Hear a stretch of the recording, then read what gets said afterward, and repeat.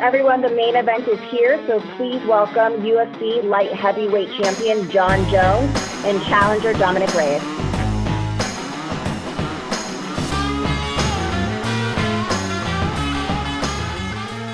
And at this time, if you do have a question, that will be star one. We'll hear first from Jeffrey Harris, 411 Mania MMA. Good afternoon, everyone. Thank you for joining us today, and thanks for bringing this fight to my hometown of Houston. First question for Jon Jones. Ever since you came back a little over a year ago with the Alexander Gustafsson fight, has this felt like a new era or a fresh start for you, or does it feel business as always ever since, you first fought in the UFC back in 2008 when you made your debut? It's hard to understand your question. You're asking, does it feel like business as always or a new era? Yeah. Has it felt like a new era, from the Gustafsson fight on? Honestly, not really. You know what I mean? It's like, fighting is fighting. Like a lot of these guys like to consider themselves the new era or the new generation of fighting. But when you get down to film study, there's only so many punches, kicks, and moves you can do. I'm fighting guys that appear to almost come out of nowhere. Guys that haven't always been on my radar. But as far as the actual tactics, there's nothing new era or next generation about it. Guys are getting a little bit younger. But outside of that, the moves are all the same. Jon, do you like Dominick Reyes as an opponent and as a fighter, from what you've seen from him? Yes, I like him as an opponent. I really like the fact that he's undefeated. I think something special comes out of me when I fight guys who are undefeated. Ryan Bader was undefeated.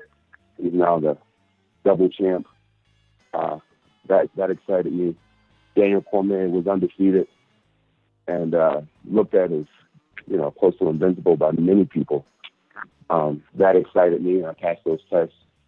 Glover Teixeira was on a 20-fight win streak when I met him. So it definitely brings out more when I'm fighting someone who's never tasted defeat before. I feel like Dominick has an attitude of being superior. And it's going to feel great to give him his first taste of defeat. And question for Dominick. Is this a surreal moment for you? Here you are on the cusp of a UFC title fight with Jon Jones. I think Jon said it best, man. It's just a fight. All right, gentlemen. Thank you so much for your time, and good luck for your fight at UFC 247. Thank you. Thank you. We'll hear next from Damon Martin, MMAfighting.com. Hey, guys. First question for Jon. Jon, we've had this conversation in the past. When you go out and beat guys dominantly, somehow there's still criticism that maybe you didn't finish them or you didn't finish them spectacularly enough. What do you think of the criticism when people say, you should have beaten Anthony Smith easier, or you should have not had a split decision against Thiago Santos? Are we too critical, or do you feel like you maybe have set the bar so high for yourself that that's why the criticism comes? Yeah, I think it's the bar that I've set for myself. But people forget the performances that Anthony Smith had leading into our fight. He was cracking people over the head with that overhand elbow from the clinch. Thiago Santos has knocked out so many people. I remember the lead up for the Thiago Santos fight and the Anthony Smith fight. And people were talking about how much better they looked at light heavyweight than they did at middleweight. But then when they get in there with me, and if I don't, absolutely demolish them, somehow it wasn't a worthy win. But to me, I remember the lead up, kind of similar to this situation. I see so many highlights of Dominick knocking people out. And then after the fight, people will be like, well, he was only 12-0. He's only had 6 fights in the UFC. So it's like people are the guy gets all the praise before the fight, and then after the fight, it's like, well, he's still young in his career. So I'm just comfortable with how it all works out. I just know the hype train that my opponents are going in there with, and so I'm always happy with the win. Yeah. Have you been impressed by what you've seen out of Dominick, or should I say, is there anything that has impressed you about Dominick leading into this fight? Yeah. I think, I think he angles off really well when he's getting ready to shoot his left hand. That's something that takes years of experience to be able to do. And, he does a really good job of angling into his, slipping people's rights or countering people's rights, and retaliating in his own, left hook for a straight left. I think that's really nice. I think his footwork's pretty nice. Outside of that, I've been in there against a lot of extraordinary fighters that build really, really awesome techniques. And I guess my favorite thing that Dominick does is, he works a bit. He can cut to his left really well before shooting his left. That's about the main thing I'm impressed with. John, you said in another interview that you'd be really interested in the fight with Stipe Miocic. So obviously we're not looking past Dominick Reyes in any way, shape, or form. But if you are successful this weekend, is a heavyweight title fight more motivating to you than saying, facing the next guy at light heavyweight? And obviously, it's not any offense to any of the guys who are out there, but is that a more motivating fight for you in terms of what would come next than just the next guy at 205? No, it's all incredibly motivating. I'm very aware that, even for these guys to do good in there against me is a huge feat for them. And so, my job is just to go in there and try to dominate. You know what I mean? I know Corey Anderson's going to come with all of his heart. I know Johnny Walker's going to come with all of his heart.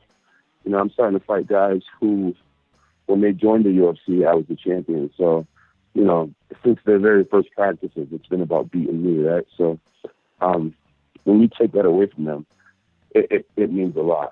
And so I get up for every fight, no matter. I think the only fight I really didn't get up for was the Alexander Gustafsson fight. I was young, and I was just too confident, too sure of myself, and I almost lost that fight. Since then, I get up for every fight. I said in my earlier Hawaii interview, if you don't have great pride in every piece of the puzzle, you just can't have a masterpiece at the end. And that's how I genuinely feel. I know I have to take Dominick very seriously. I'm going to have to take Corey Anderson very seriously, and Johnny Walker very seriously, in order to go down one day as the greatest of all time. Every game counts. Last question for you, John. There are so many what-ifs. When you mention heavyweight, and everyone keeps talking to you about heavyweight because we've talked about it for so long and because you have conquered so many challenges at 205 pounds. But is there a good chance that is next? And I know not necessarily you're trying to take that fight away from Daniel Cormier, but obviously Stipe had said, I'd like to, his manager has said, maybe he'd like some new challenges, some different challenges. I don't know what that, read into that what you will, but is there a chance that could be your next fight later this year? It's definitely a possibility. One thing I know for sure is I think going up to heavyweight would inspire me on a different level, just because there would be so many elements that I'm familiar with. Gaining weight, staying lean and strong, mainly the weight gaining and understanding how I'm going to perform and how I'm going to move at the higher weight class. I've been going against heavyweights my whole life. My brother is one of the best heavyweights in New York State wrestling history. And I would wrestle him every day in high school. I've been getting my ass kicked with my older brother my whole life. And, I used to train with Travis Brown, Andre Arlovsky, so many great heavyweights for years. So I'm very comfortable, going against guys that are bigger and stronger than me. I guess all the questions I would have to answer is, how am I going to do? Like I said, with the weight gain and all that type of stuff. There's just a lot of factors that I'm not familiar with that would probably motivate me to just push it hard and give it the best energy. Thank you, John. And one question for Dominick. Dominick, leading into this fight, I know you saw the Twitter stuff earlier with John talking about the comments you made on Countdown about he's fought strikers, he's fought wrestlers, he's not fought an athlete. Can you explain to us, kind of in depth, what that means and why you feel you are a different caliber of athlete than some of the other guys he's fought in the past when you look at, or an Alexander Gustafsson or some of the other guys he's fought in his career? What separates you in terms of being an athlete? I was speaking on being a traditional athlete, playing baseball, playing football, basketball, track and field. Those sports, they're different than just being a martial artist, like just wrestling or karate or whatever you're doing. Like, it requires a different amount of just athleticism and overall like focus. It's different. It's just different, man. Yeah, man. There's really nothing to be said on that. It's just, if you don't really understand it, then you don't understand it. Like, that's all there is to it. I definitely don't understand it. Yeah, I definitely don't understand it. DC's been wrestling since he was a little boy. Leo's been fighting since he was a little boy. I've been wrestling since I was a little boy. And Dominick doesn't know what the 20-something out guys that I beat, what they grew up doing. So to assume because you play sport or you play sports growing up that somehow no one else has it's not just playing sports. It's getting to a very high level of athletics. It's learning the intricacies of movements. It's really studying film before you actually study film. Guys don't usually study film until they get in UFC and they don't really understand what it is. There's so many intricacies of being a high-level athlete that most people do not understand. That's what I'm saying. Gentlemen, we'll hear next from Nolan King, MMA Junkie. Hey, guys. Appreciate the time today. My first question's for John. John, I'm not sure if you had the opportunity to see this, but shortly before we hopped on this call, Jeff Nowitzki sent out a tweet saying that you were subject to 22 no-notice drug tests in 2019. He said this was the most he's seen in his 20 years of experience. First off, what is it like to be, A, tested that many times, and B, what do you think that says about you? Well, at one point, in 2019, I did, almost 30 drug tests with USADA alone. And then I also had 2 other drug testing agencies that were drug testing me. So only with USADA alone, I was one of the most heavily drug tested athletes in all sports. Then when you include the numbers from the other agencies, Nevada State Athletic Commission and California Athletic Commission, I know for a fact that no one's been drug tested as much as me. And what that shows is that not only am I willing to, prove that this whole situation that I was in was it was never intentional. And I think it proves that I have absolutely nothing to hide. And it also proves my willingness to try to make things easier for fighters in the future. At the end of the day, because of me, fighters now, there's an allowance on how much you have in your body. That was something that I was able to help fight for through all my hours in the courtroom. And because of me, USADA doesn't go out and disclose people's tests unless they know exactly what's going on, which saves people's reputations. This whole situation damaged my reputation tremendously, and I feel like the only way I can make it right is by just being incredibly transparent with the fans, with the drug testers, and I tell you what, people with things to hide, they don't submit themselves to that level of drug testing. So I just feel like it'll help with my vindication over time.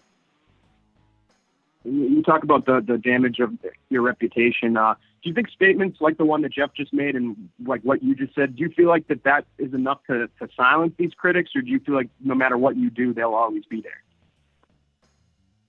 I think there's a difference between critics and just trolls. Some people, a lot of the guys that say the dumb stuff online, they're usually the guys who have no profile picture, and they're just saying something to get a reaction.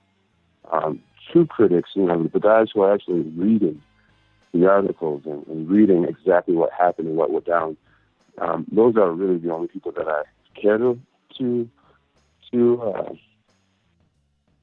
kind of see what's really going on. Like you guys, you reporters, the people that really matter. And that's all I need. I think at the end of the day, the trolls will always be chirping, oh, you did steroids, or he's a crackhead, and all that type of stuff. They're always going to say what they got to say. But like I said, the people who actually sat down and read the articles and did their homework, they know exactly what went down. And I think that's all that's going to matter in the grand scheme of things. These are going to be the people who are writing the books and writing the stories of, my story. So as long as they see the truth, that's all that matters. Pertaining to the matchup with Dominick, initially on Twitter and through interviews, you didn't seem overly interested in this matchup. You said at one point that you didn't feel like there was really much to gain with the matchup against him. But listening to you here, you sound pretty excited about it. Obviously, you took the fight, so I guess has that changed, and if so, why? Yeah, I initially I thought that it was a situation where I didn't have much to gain from it, but the more that I thought about it, wait a second here. The more that I think about it, it's a huge fight for me. It's a great fight for me. It's not a huge fight actually, but it's a great fight for me. Just because he's undefeated, and he's the toughest guy out there right now. We have the choice of whether we're going to fight Corey Anderson or Dominick Reyes. That was a conversation I had with the UFC, and I chose Dominick Reyes because me and my coaches watched Corey fight and we watched Dominick, and we saw that Dominick was finishing people. I like a guy like Corey Anderson who can grind out a 25-minute fight, match me in cardio. But Corey Anderson doesn't really finish people like that. Dominick can finish people, which is way more of a challenge. It's way more scary of a fight, and that's exactly why we did it. So I love this fight. I think I got a great challenger, and I'm taking him serious, and I think I'm going to do what I've always done. Figure out a way to get it done. And for Dominick, 32 months ago yesterday, you were on getting a highlight reel knockout in LFA. You were on SportsCenter. You weren't even in the UFC yet, though. Can you even put into words to describe what of a whirlwind this last, 2+ years has been for you? I wouldn't say it's like a whirlwind. I mean, I'm living every day, accordingly. Whatever happens on a daily basis, I react to it how it goes. I mean, I don't really look back very often on when it all started and things like that, but yeah, it did happen fast, and I think that's a testament to my hard work and attention to detail. The last thing for me, there's a lot of questions about John's future. You hear him on the call, you see them online. Will he fight Stipe? Will he fight? Who will he fight next? This idea of being overlooked, does that bother you at all, or do you think it just adds to the underdog story? I mean, it's to be expected. I'm fighting John Jones. He is who he is for a reason. He's undefeated, minus the technical loss or whatever. But he's a great champion, man. If I was not the underdog, that would be pretty crazy. Like that would be odd. So, I mean, it's expected. It is what it is. Everything is going pretty much exactly how it should be at this time. So, yeah. Appreciate the time, guys. Thanks. We'll hear next from Andrew Whitelaw with Fox Sports Asia.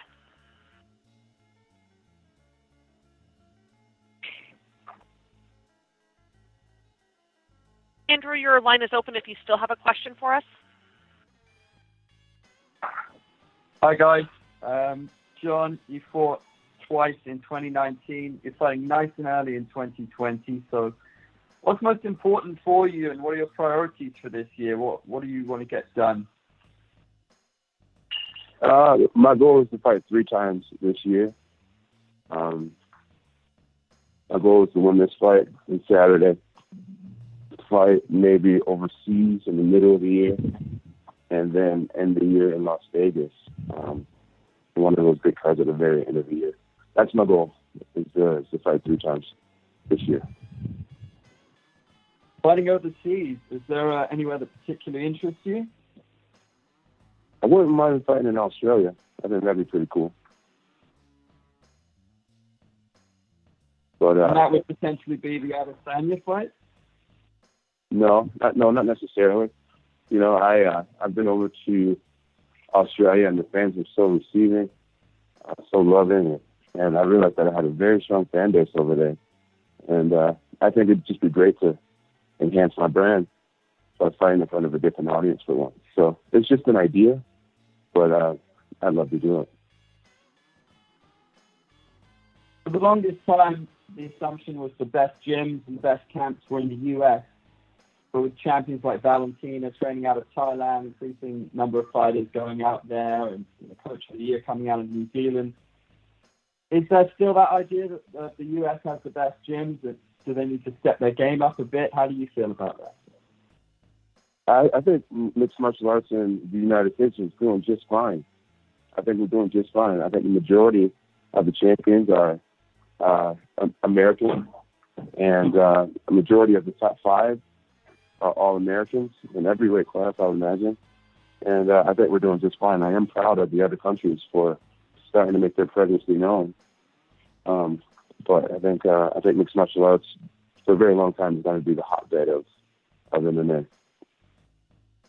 At the same time, I hope people from other countries are inspired to train their athletes to believe in themselves the highest they can, and to show that, you know, guys like McGregor and Valentina, you know, they can do it, you can do it too, you know. So be inspired, man. Where you're from don't really matter. It's about the heart that you have, the team that you surround yourself with, and that's what it is.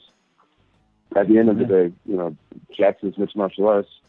We've held down the light heavyweight division for over a decade, so you know, I'll always, you know, stand up for Albuquerque, New Mexico, and what we are able to produce out here.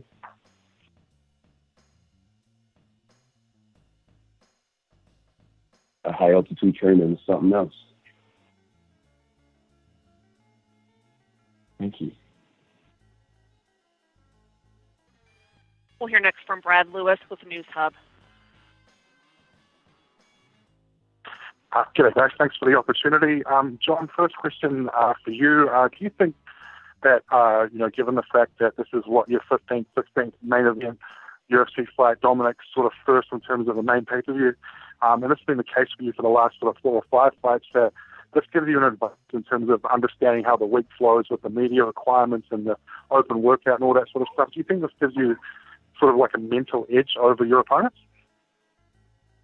I think 1,000%. I think 1,000% it's an edge over my opponent. You know, my opponent can say that he's comfortable and you know, he's not nervous and try to, you know, make people believe whatever, but I know deep down inside he has to be. Absolutely has to be. Not only is he fighting the main event, he's getting more attention than he ever has before, and more media obligation than he ever had before. Everybody is, you know, rooting for him back at home. It causes tons of pressure. But I started doing this when I was a kid. I've been doing this since I was 20 years old. So for me, it truly is an everyday at the office. You know, I don't believe any fight is a big fight. It's just another fight.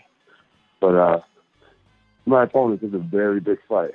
They probably hire more people than they've ever hired. They seek more help from people that they probably never asked for help for before. They're getting motivated and pushed by so many people that are eating healthier than they've ever ate before.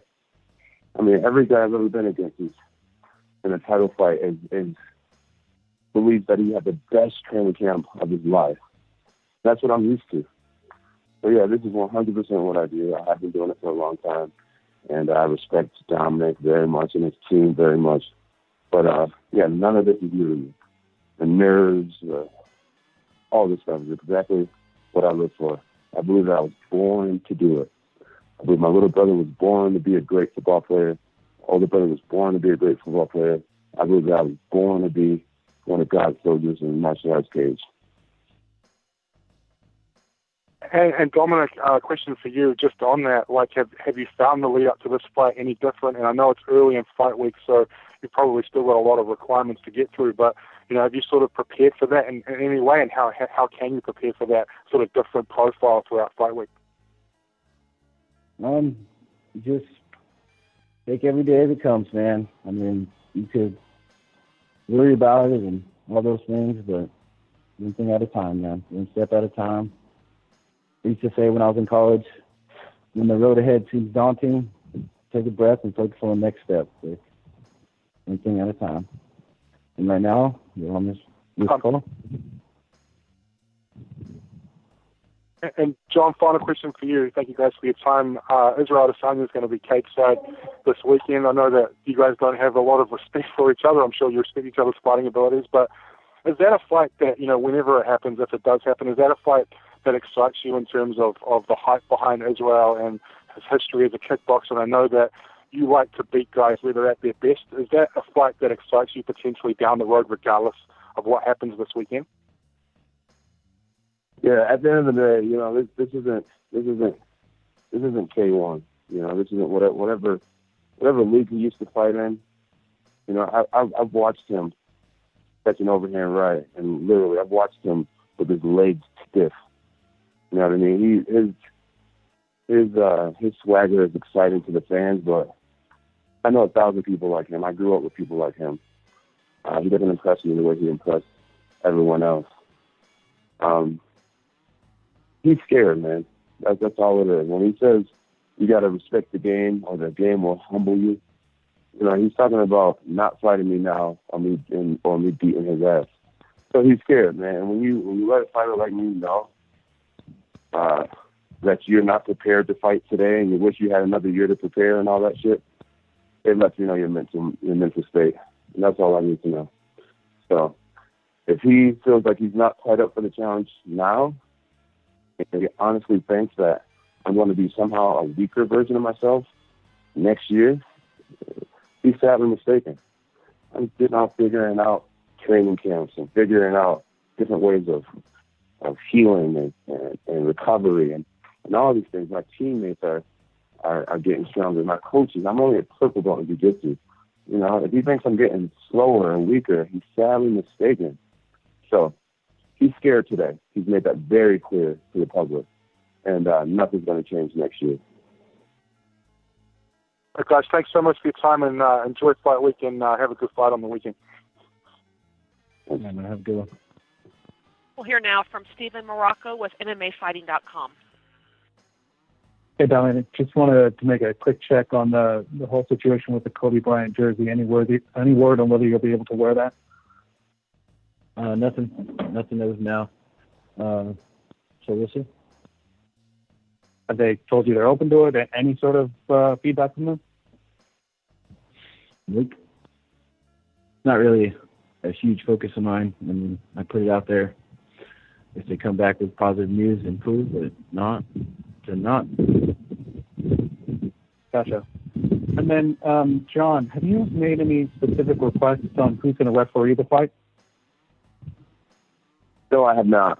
But I've had some shitty situations happen in there. I felt like I've had guys that were very obviously not on my side in that ring. And I'm not going to say their names because I don't want to give them attention. But even with that happening, I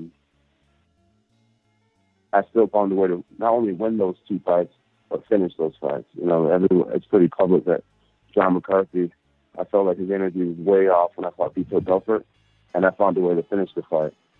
I also thought the energy coming from, I will say his name, I felt like the energy coming in that second Alexander Gustafsson fight, I felt like that referee was sending me some funny-ass energy backstage and in the cage. And I finished the Gustafsson fight, too. So, at the end of the day, I feel like it was in God's plans for me to do what I've been doing. It won't matter which coaches I have, which coaches Dominick has, who's the referee. None of that stuff matters, man. God's will is God's will. And so it won't matter who's the referee. Have you heard any of his comments about eye pokes and sort of the people needing to make a change to sort of regulators needing to make a change to change a culture of cheating? Have you heard any of those comments? And if so, what do you think about them?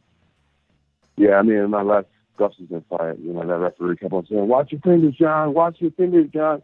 Like, my fingers weren't even out at the time, and he kept yelling that to me, which was a major distraction You know, and I know Dominick has a problem with the finger stuff too, and I know he's talking to the referee before the fight.